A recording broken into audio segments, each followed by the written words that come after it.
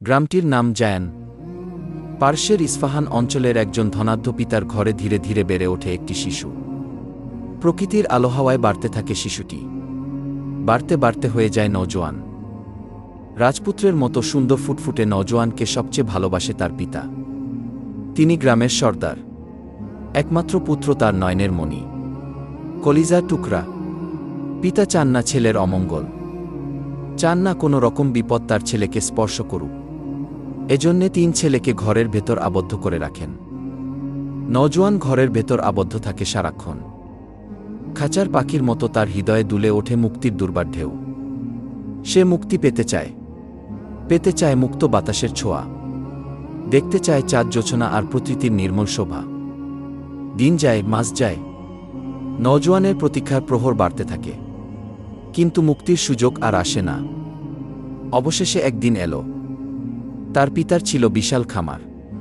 তিনি সেদিন নিজে আর খামারে যেতে পারলেন না। আদরের ছেলেকে বললেন, আমি তো আজ খামারে যেতে পারছি না, তুমিই যাও, কাজকর্ম একটু দেখাশোনা করে এসো। পিতার কথা শুনে নওজোয়ানের বুকে আনন্দের ঝড় বয়ে গেল। আবদ্ধ ঘর থেকে সে বের হয়ে আসে। দুচোখ ভরে দেখে পাখির ঝাঁক, ফুলোর শোভা, সবুজ প্রকৃতি।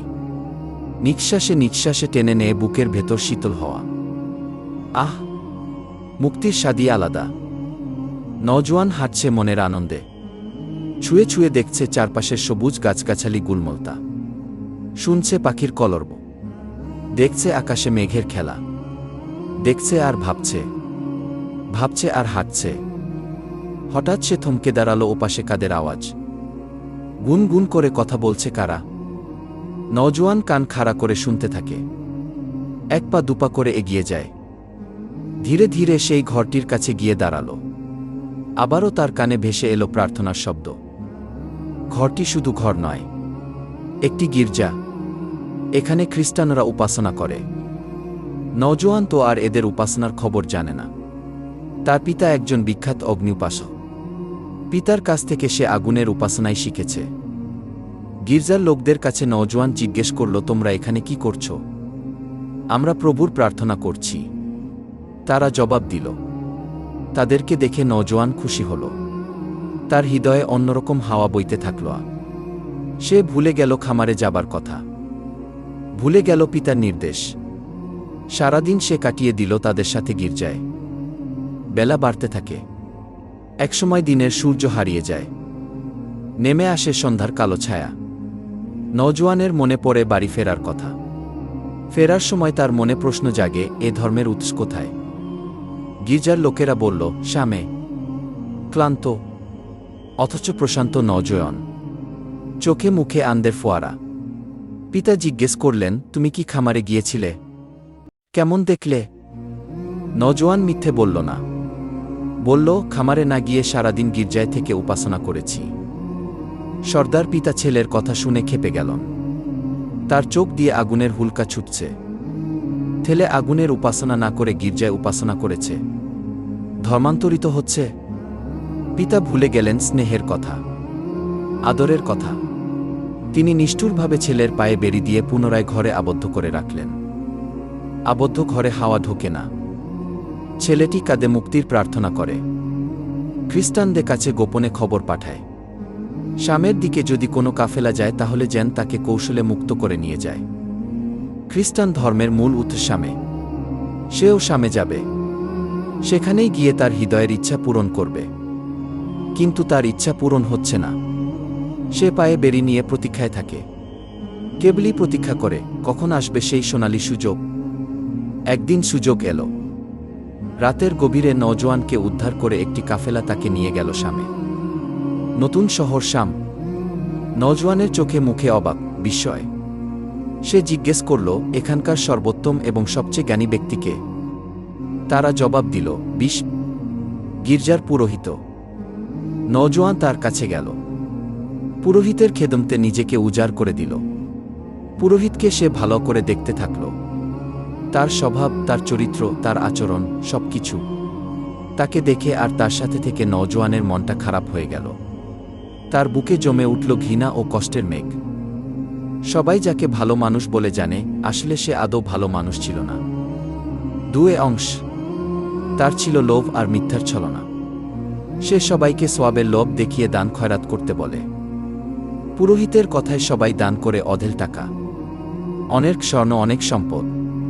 পুরোহিত এসব দানের সম্পদ গচ্ছিত রাখে তার গোপন গুদামে, আর সেসব সম্পদ এবং অর্থ নিজেই আত্মসাৎ করে। পুরোহিত মারা গেলে তার ভক্তরা তাকে দাফন করতে এলো। নওজোয়ান সবাইকে বললেও এ পুরোহিত ভালো মানুষ ছিল না। তোমাদের দানের সম্পদ আত্মসাৎ করে নিজেই ভক্ষণ করেছে আর জমা করে রেখেছে গোপন গুদামে। সত্যি বলছ? তা হতেই পারে না। উনি আমাদের বিষ্প, আমাদের পুরোহিত। এমন কাজ তার পক্ষে কি করা সম্ভব? নওজোয়ান গোপন গুদামে তাদেরকে নিয়ে গেল। তারা দেখল গচ্ছিত সম্পদের পাহাড়। এমন ভণ্ড তাপসকে কি দাফন করা যায়? তারা তাদের বিষ্পের লাশকে ঘৃণায় আর ক্ষোভে শুলে বিদ্ধ করে ঝুলিয়ে রাখল। মানুষেরা দেখুক ভণ্ডামির এবং পাপের কি সাজা। ভণ্ড বিষ্পের মৃত্যুর পর এলো আর একজন বিষ্প। নওজোয়ান তার সেবা করা শুরু করল। বিশপকে এসে জিজ্ঞেস করল, আপনার মৃত্যুর পর আমি আর কার কাছে যেতে পারি? কে সবচেয়ে সত্যবাদী পুরুষ, বেশি ধর্মভীরু? বিশপ বলল, মাওসেলে এক ব্যক্তি আছেন, তার নামও তোমাকে বললাম। তিনি অপেক্ষাকৃত ভালো এবং সৎ মানুষ। তুমি তার কাছে যেতে পারো। বিষ্পের মৃত্যুর পর নওজোয়ান মাওসেল গেল, খুঁজে বের করল লোকটিকে। তাকে দেখে নওজোয়ানের ভালো লাগল। শ্রদ্ধা করার মতো ব্যক্তি বটে, কিন্তু তিনি অনেক বৃদ্ধ হয়ে গেছেন। নওজোয়ান তাকে মনপ্রাণ দিয়ে সেবা করে। একদিন বৃদ্ধের মৃত্যুর সময় উপস্থিত হল। নওজোয়ান কেঁদে ফেলল, এবার আমি কার কাছে যাব? বৃদ্ধ দুঃখভরা হৃদয়ে বললেন, তোমার সত্য সন্ধানের নেশা আমাকে মুগ্ধ করেছে যুবক। তোমার মতো এত ভালো উৎসাহী ব্যক্তি আমি আর পাইনি। নসিব মন্দ, আমি বিদায় নিচ্ছি। আমরা যে বিশ্বাসের উপর অটল ছিলাম, এখন আর তেমন কোনো সত্যপুরুষ এ ধর্মে নেই। তবে তুমি আমার মৃত্যুর পর নাসিবিনে যেতে পারো। সেখানে এক ব্যক্তি আছেন, এই নামের লোকটির কাছে তুমি থাকতে পারো। বৃদ্ধের মৃত্যুর পর নওজোয়ান সেখানে খুঁজে বের করল তাকে। অল্প দিনের মধ্যে তিনিও মৃত্যুমুখে পতিত হলেন। নওজোয়ান বলল, এবার আমি কার কাছে যাব? তিনি বললেন, আম্বুরিয়াতে এক ব্যক্তি আছেন, তুমি তার কাছে যেতে পারো। নওজোয়ান আম্বুরিয়া সেই ধার্মিকের কাছে গেল। নওজোয়ানের মুখে তার অতীতে ত্যাগ এবং সত্য সন্ধানের কথা শুনে খুব খুশি হলেন। তাকে কিছু গরু এবং ছাগল প্রদান করলেন। নওজোয়ানের বুকটা ফুলে উঠল আনন্দে। মনে পড়ল তার পিতার ঐশ্বর্যের কথা, সম্পদের কথা, কত আদর যত্নে সে পালিত হয়েছে সে কথা। কিন্তু সত্য ধর্মের প্রতি হৃদয়ের দুর্বার টানে মুহূর্তে সে ভুলে গেল পারিবারিক সুখ সমৃদ্ধির কথা। নওজোয়ান হৃদয়মন ঢেলে দিয়ে সেবা করে যায় বৃদ্ধকে। কিন্তু বার্ধক্যের তো আর কোনো ঔষধ হয় না। মৃত্যুকে তো কেউ আর ফেরাতে পারে না। ঝরে পড়ার সময় হলে গাছের পাতা যেমন ঝরে যায়, তেমনি মৃত্যু এলেই তাকে মৃত্যুমুখে সমর্পিত হতে হয়। এর কোনো বিকল্প নেই। দিনে দিনে বৃদ্ধ মৃত্যুর দিকে এগিয়ে যাচ্ছিলেন। নওজোয়ানের চোখে বিষাদের কালো ছায়া। এবার সে কোথায় যাবে? নওজোয়ানের উৎকণ্ঠা দেখে বৃদ্ধ তাকে কাছে ডাকলেন। আদরে আদরে ভরে দিলেন যুবকের হৃদয়। তারপর আস্তে করে বললেন, আমি জানি নে এরপর তুমি কোথায় যাবে। আমি তো তেমন কোনো ব্যক্তিকে আর খুঁজে পাচ্ছি নে যার কাছে তোমাকে পাঠানো যায়। আমরা যে ধর্মের উপর আস্থাশীল ছিলাম, যে সত্যের উপর সুদী ছিলাম, এখন আর তার উপর তেমন কোনো সৎ ব্যক্তি অবশিষ্ট নেই। নেই কোনো সত্য পুরুষ। তবে হতাশ হবার কিছু নেই। অদূর ভবিষ্যতে আরবে একজন ব্যক্তি আসবেন। তিনি বনি ইব্রাহিমের ধর্মকে তিনি নতুনভাবে প্রচার করবেন। তার উপর আল্লাহর কিতাব অবতীর্ণ হবে। তার প্রিয় জন্মভূমি ছেড়ে 3 বড় বড় পাথরের জমিনের মাঝখানে খেজুর উদ্যান বিশিষ্ট ভূমির দিকে হিজরত করবেন। নবুয়তের নিদর্শন থাকবে তার কাছে। তার দুকাধের মাঝখানে থাকবে নবুয়তের মোহর। তিনি হবেন সর্বশেষ নবী, সত্যনবী। মহাসম্মানী এই নবী হাদিয়ার জিনিস খাবেন, কিন্তু সাদকার জিনিস তিনি কখনোই খাবেন না। সম্ভব হলে তুমি সেখানে যেতে পারো। তার কাছ থেকে পান করতে পারো সত্য পিপাসার অঢেল পানি। তোমার যাবতীয় তৃষ্ণা মিটে যাবে তখন। বৃদ্ধ মারা যাবার পর নওজোয়ান সিদ্ধান্ত নিলেন আরবে যাবার। কালব গোত্রের কিছু আরব ব্যবসায়ী আম্বুরিয়াতে এলো। নওজোয়ান বলল, আমার এই গরু ছাগলগুলি তোমাদেরকে দেব, বিনিময়ে আমাকে তোমরা আরবে নিয়ে যাবে। তারা রাজি হয়ে গেল। যুবক চলল তাদের সাথে সুদূর আরবে। কিন্তু লোকগুলো ছিল অসৎ, বিশ্বাসঘাতক। পথিমধ্যে তারা তাকে বিক্রি করে দিল এক ইহুদির কাছে। ধনীর ঘরের আদরের সন্তান শুরু করল দাসত্বের জীবন। আর দাসত্বের জীবন মানেই তো কষ্টের জীবন, আগুনের জীবন। অল্পদিনের মধ্যেই হাত বদল হল যুবক। বনি কুরাইজা গোত্রের এক ব্যক্তি তাকে কিনে নিল। তারপর তাকে নিয়ে গেল ইয়াসরিবে, মদিনায়। মদিনায় এসে নওজোয়ান চারদিকে তাকিয়ে দেখে সবকিছু অচেনা, অজা। কোথাও বা পাহাড় পর্বত, আবার কোথাও বা পাথরকুচির বিস্তীর্ণ ভূমি, তারই মধ্যে আবার খেজুরের সুন্দর সাজানো বাগান। মুহূর্তেই মনে পড়ল তার আম্বুরিয়ার বৃদ্ধের কথা। বৃদ্ধের দেয়া নির্দেশের মধ্যে একটি ছিল খেজুরের বাগান। খেজুরের বাগান দেখে নওজোয়ানের প্রাণে আনন্দের মৌমাছি গুন গুন করে উঠল। মনিবের সাথে সে এখানে অবস্থান করল। মন দিয়ে সে মনিবের কাজ করে যায়। তার কাজে কোনো ফাঁকি নেই, সততা আর শ্রমে নেই কোনো চালাকি। 3 অংশ। নওজোয়ান খেজুর বাগানে, খেজুর গাছের চূড়ায় উঠে কাজে ব্যস্ত। মনিব গাছের নিচে বসে আরামে বিশ্রাম করছে। এমন সময় মনিবের ভাতিজা এসে বলল, মক্কা থেকে আজ এক ব্যক্তি ইয়াসরিবে। বনি কায়লারা তার কাছে ছুটে গেছে। লোকটি নিজেকে নবী বলে দাবি করছে। লোকটির কথা কানে যেতে না যেতেই নওজোয়ান চমকে উঠল। তার হৃৎপিণ্ডে রক্তের চাপ বেড়ে গেল। মনে পড়ল বৃদ্ধের কথা। এ কি তাহলে সেই নবী যিনি মক্কা থেকে বিতাড়িত হয়ে মদিনায় হিজরত করেছেন? গাছ থেকে নেমে এলো সে। জিজ্ঞেস করল তার কাছে, তুমি কি বললে? আর একবার বলো তো। দাসের জিজ্ঞাসায় মনিব রেগে গেল। তার গালে সজোরে চর বসিয়ে দিয়ে বলল, তোমার তাতে কি হে? মনিবের চরের আঘাতেও দমে গেল না দাস। বৃদ্ধের কথা মতো সে মক্কা থেকে আগত লোকটিকে পরীক্ষা করতে চাইল, সত্যিই তিনি নবী কিনা। সন্ধ্যার পর নওজোয়ান কিছু খেজুর নিয়ে মক্কা থেকে আগত লোকটির কাছে গেল। খেজুরগুলো তাকে দিয়ে বলল, শুনেছি আপনি পুণ্যবান ব্যক্তি। আমার কাছে কিছু সাধকার জন্য খেজুর আছে, এগুলি আপনি গ্রহণ করুন। লোকটি খেজুরগুলি নিয়ে তার সঙ্গীদেরকে বললেন, তোমরা খাও। আশ্চর্য, তিনি নিজে একটি খেজুরও খেলেন না।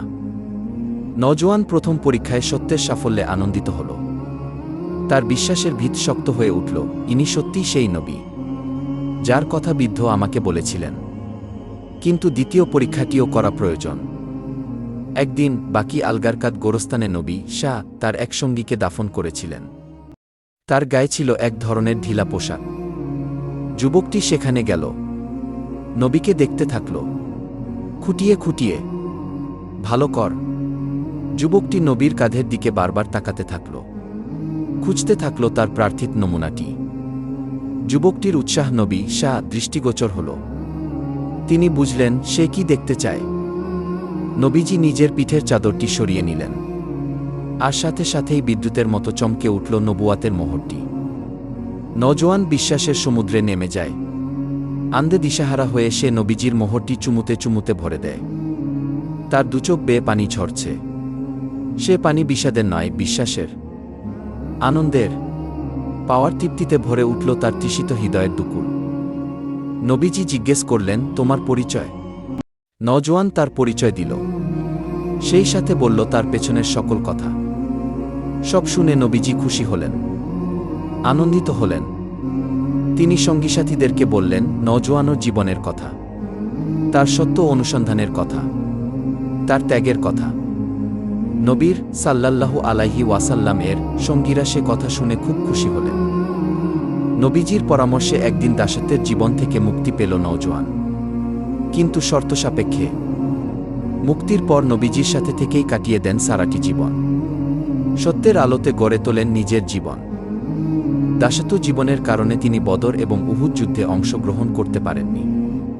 এই না পারার কারণে তার বুকে জমে থাকে কষ্টের কুয়াশা, বেদনার বৃষ্টি ঝরতে থাকে অষ্টপ্রহর। এরপর এলো খন্দকের যুদ্ধ। নওজোয়ান ছিলেন অত্যন্ত বুদ্ধিমান এবং প্রাজ্ঞ। তিনি পরামর্শ দিলেন এই যুদ্ধে পরিখা খননের জন্য। নবীজি তার এই সুন্দর পরামর্শ গ্রহণ করলেন। খন্দকের যুদ্ধে খনন করা হল পরীক্ষা।